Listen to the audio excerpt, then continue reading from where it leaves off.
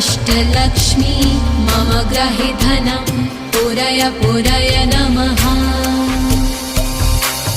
ॐ ह्रीं श्रीं क्लीं श्रीं कुबेराय अष्टलक्ष्मी मम ग्रहे धनं पुरय पुरय नमः।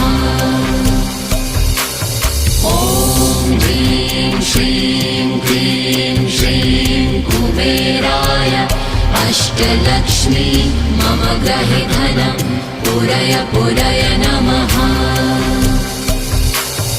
ॐ ह्रीं श्रीं क्लीं श्रीं कुबेराय अष्टलक्ष्मी मम ग्रहे धनं पुरय पुरय नमः।